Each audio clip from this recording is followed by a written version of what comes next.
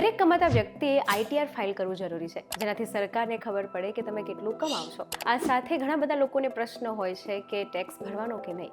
તો જો તમે ટેક્સ લેબમાં આવો છો કે નથી આવતા, પરંતુ ટેક્સ તો તમારે ભરવો જ પડે છે. અને ટેક્સ ભરો છો તો તમને કેટલા બધા ફાયદા પણ થાય છે.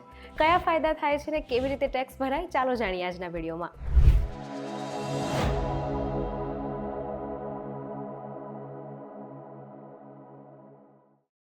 હેલો જાનવી પંડ્યા. આજના વિડીયોમાં જાણીશું કે ઇન્કમ ટેક્સ રિટર્ન ફાઇલ કરવાથી કયા કયા ફાયદા થાય અને આ સાથે જો તમે ફાઇલ નથી કરતા તો કયા કયા નુકસાન પણ થાય. ઇન્કમ ટેક્સ રિટર્ન શું છે? તો સામાન્ય રીતે તમે દર વર્ષે જે કમાવશો, કેટલું બચે છે, એ પર કેટલો ટેક્સ એ હિસાબ જે રાખે એ ઇન્કમ ટેક્સ ડિપાર્ટમેન્ટ, અને આ માટે આપણે ટેક્સ ભરતા હોઈએ છીએ. હવે આ બધાએ ભરવું જ પડે એવું નથી, એ માટે પણ અમુક નિયમ છે. તો હવે એક્ઝેક્ટલી આઈટીઆર રિટર્ન છે શું? તમે કમાવશો, નથી કમાતા, તમારે ભરવો પડે, અને જો આવક ઓછી હોય ને નથી ભરવો તો આ બધા માટે પણ અમુક નિયમ છે. જો તમે નિયમના દાયરામાં નથી આવતા તો નથી ભરવાનો, પરંતુ જો આવો છો તો તમારે પણ ટેક્સ ભરવો પડે છે. કયા છે નિયમ, ચાલો જાણીએ. તો ફાઇનાન્શિયલ યર 2025-26 માટે ટેક્સ રિટર્નની લિમિટ જે છે તે 4 લાખ છે. આ સાથે ફાઇનાન્શિયલ યર 2024-25, 25-26 ના જેન્ડર 16 ને લઈને આઈટીઆર રૂલ્સ છે તે પણ જણાવ્યા છે. હવે ઘણા બધા લોકોની એવી જ માનસિકતા હોય છે કે આપણો તો ઓછો પગાર છે, કે આપણી તો એન્યુઅલ આવક ઓછી છે, તો આપણે થોડી કઈ આઈટીઆર ભરવાનો હોય, પરંતુ એવું નથી.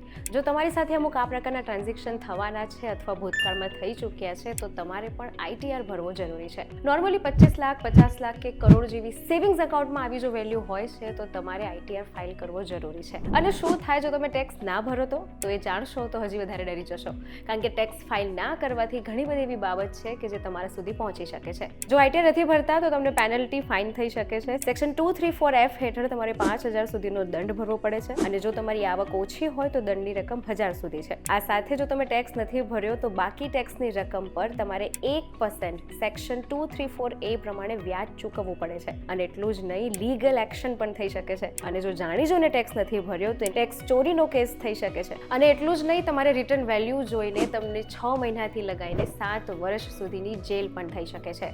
આ સાથે બીજી કઈ મુશ્કેલી થાય છે તો જો તમે આઈટીઆર રિટર્નને રિફંડ મળવા પાત્ર હોય તો તમને એમાં પણ સમસ્યા થઈ શકે છે. ઇન્કમ ટેક્સ ડિપાર્ટમેન્ટ તમને નોટિસ મોકલી શકે છે અને કડક તપાસ પણ થઈ શકે છે. આ સાથે જો તમે લોન કે વિઝા માટે અપ્લાય કરી રહ્યા છો તો એના પર પણ ગવર્મેન્ટ રોક લગાવી શકે છે. તો હવે સવાલ થાય કે જો ટેક્સ ભરીએ તો કયા કયા ફાયદા થાય? જો તમે ટાઈમસર આઈટીઆર રિટર્ન પે કરો છો તો બેંક તરફથી તમને લોન સરળતાથી મળે છે. એ કાર લોન હોય કે હોમ લોન હોય, તમને જે લોન જોઈતી હોય તમે સરળતાથી આઈટીઆર રિટર્નની ફાઇલ મૂકીને લોન પણ સરળતાથી લઈ શકો છો. જો તમારે વિદેશ જવું હોય તો ત્યારે પણ તમારા આઈટીઆર રિટર્નની હિસ્ટ્રી માંગવામાં આવે છે.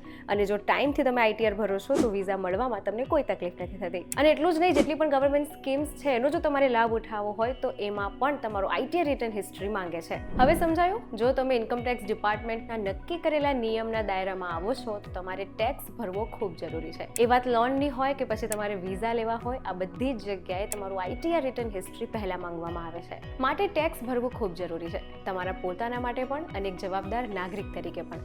હવે પ્રશ્ન થાય કે આ ટેક્સ ભરવાનો કેવી રીતે? તો જો તમે પહેલીવાર ભરવા જઈ રહ્યા છો તો ચાલો સ્ટેપ બાય સ્ટેપ જાણીએ કે કઈ રીતે ટેક્સ ભરાય. આ માટે પહેલા તો તમારે ડોક્યુમેન્ટ્સ લેવાના છે. PAN card, Aadhaar card, form 16 if તમે સેલરાઇટ છો તો, આ સાથે બેંક અકાઉન્ટ ડિટેલ્સ, બીજા પણ કોઈ ઇન્કમ ઇન્વેસ્ટમેન્ટ ડિટેલ્સ જો તમારી પાસે હોય તો એ પણ તમારે લાવવાના છે. બીજા સ્ટેપમાં તમારે ઇન્કમ ટેક્સ પોર્ટલ પર જઈને રજીસ્ટર કરાવવાનું છે આ ડોક્યુમેન્ટ સાથે. ત્યારબાદ સ્ટેપ 3 માં તમારે પ્રી ફિલ્ડ ફોર્મ ડાઉનલોડ કરવાનું છે. ત્યારબાદ તમારું આઈટીઆર ફોર્મ તમારે ફિલ કરવાનું છે, એને સબમિટ કરવાનું છે, એ વેરીફાઈ કરાવવાનું છે. ત્યારબાદ કન્ફર્મેશન કરવાનું છે અને જેટલા પણ રેકોર્ડ્સ છે તમારે રાખવાના છે. તો આ આપણે જાણ્યું સ્ટેપ બાય સ્ટેપ. જો તમે આઈટીઆર રિટર્ન પહેલીવાર ફાઇલ કરવા જઈ રહ્યા છો તો કેવી રીતે ફાઇલ કરવું. તો એક જવાબદાર નાગરિક તરીકે ચોક્કસ ટેક્સ ભરો, કારણ કે ટેક્સ નથી ભરતા તો આપણે જોયું કે કેટલી બધી લીગલી નોટિસ છે ને સજા છે જે તમને થઈ શકે છે. અને આવા જ ઇન્ફોર્મેટિવ વિડીયોઝ માટે જોડાયેલા રહો વીટીવી ડિજિટલ સાથે.